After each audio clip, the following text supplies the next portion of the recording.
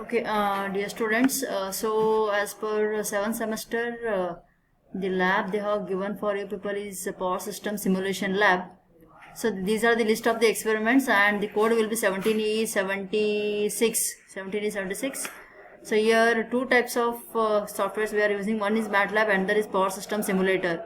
From list of experiments from 1 to 7, all we are doing in MATLAB, and remaining all 8, 9, 10, whatever I have specified over here, 8, 9, 10, so all we are doing in power system simulation labs, power system simulator. Okay, so and out of this all experiments, this is a MATLAB matrix laboratory, so matrix calculations will be there, and few programs you will be getting from TD subjects also regarding like I'm going to discuss here. This is the first program, verification of determination of efficiency and regulation, that comes under in TD as what we have done in transmission lines.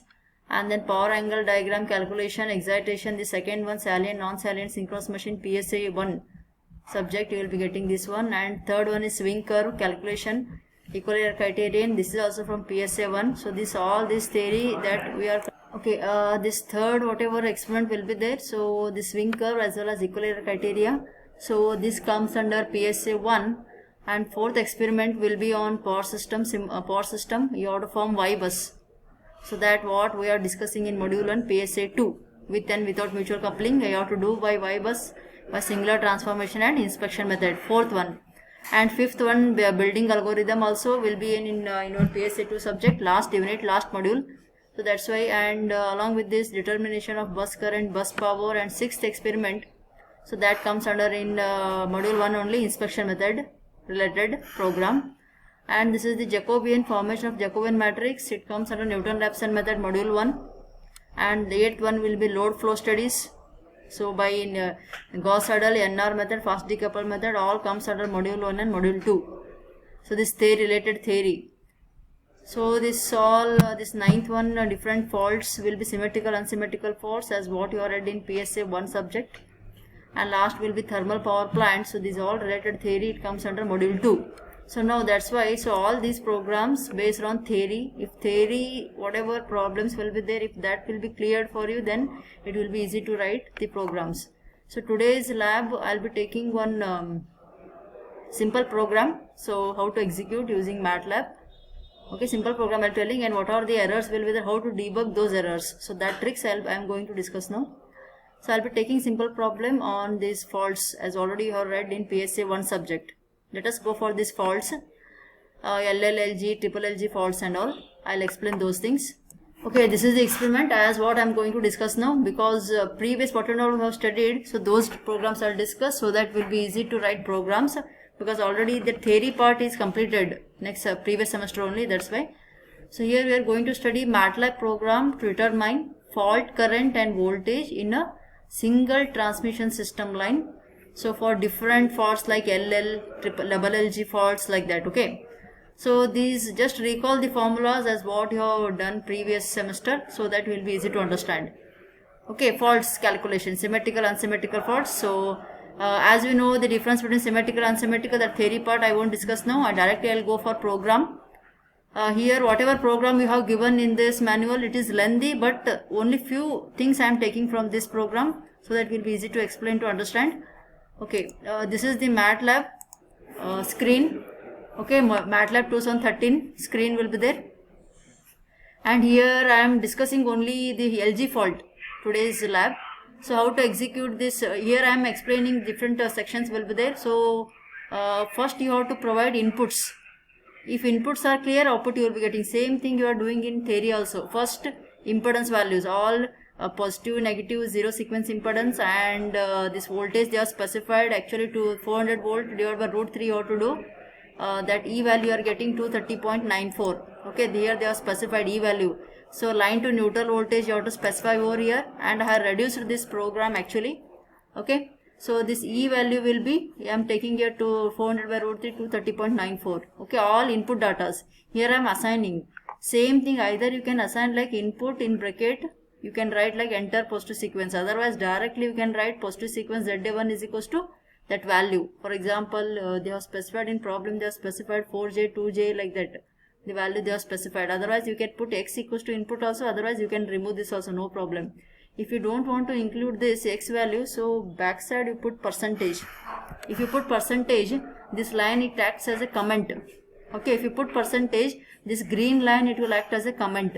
Okay, so now these are the values ZA1, ZA2, ZA0, impedance values, positive, negative, zero sequence, E value they have given, and along with that the sequence components you have to find out, line currents, so positive sequence, negative as well as zero sequence, IA1, IA2, IA0. Along with that voltage you have to find VA1, VA2, VA0. So these are the equations I am writing here. So one main thing is whatever you will assign the impedance value here, ZA1, ZA2, ZA0 are in this, it is not in small letters. If you are putting capital small difference like that, it won't execute. If you are taking small, throughout small values you have to use. If you are taking capital letters, throughout capital you have to use, otherwise you will be getting error at the output. Okay, so positive, negative, you can define like Z1 also, no problem. Either you can use ZA1, Z1, it's left to you. So how you will assign? Okay, ZA1, ZA2, ZA0, positive, negative, 0. So once you assign this value, either you can assign like this or directly you can use different methods. I will tell you how to execute. So here we are calculating current, voltage and fault current, IF fault current, or you can write like fault, FAULT fault current, like that. Okay, sentence also you can write, no problem. Okay, so now what is this formula for fault current calculating?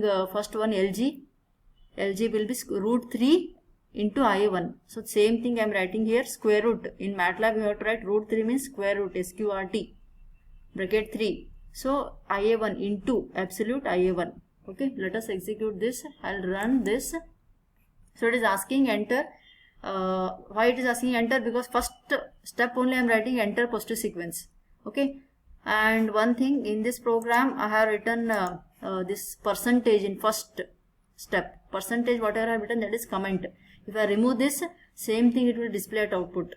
If I remove this percentage, okay, here I kept percentage, it is comment now, so it won't display at the output.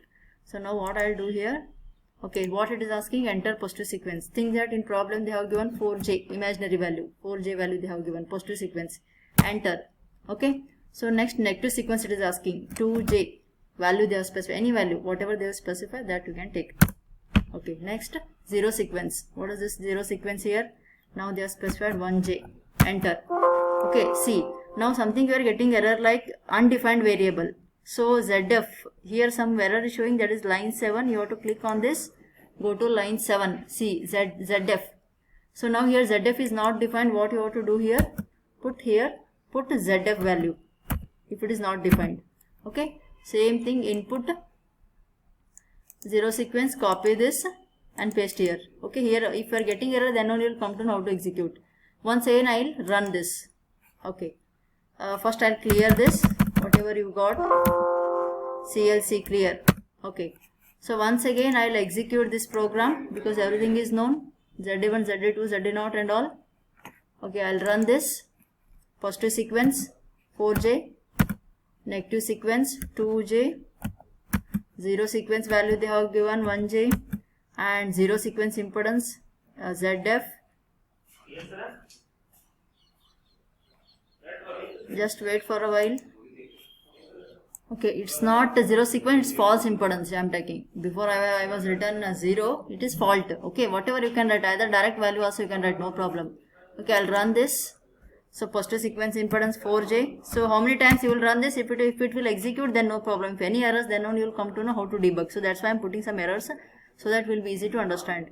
4J, 2J and zero sequence 1J value. I am giving some values. So fault impedance I will put 1J.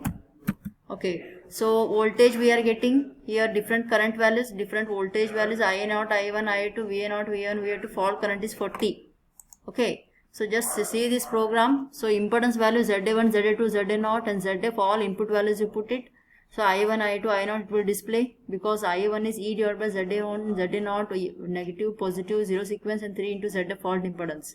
I2 is I1, I0 is I1. This equation you know, VA1 is equals to E minus ZA1 into I1. Similarly, fault current will be root 3 absolute I1. Okay. Now same program, instead of putting input directly, if I put here value they specify, instead of putting like assigning 4J I will put.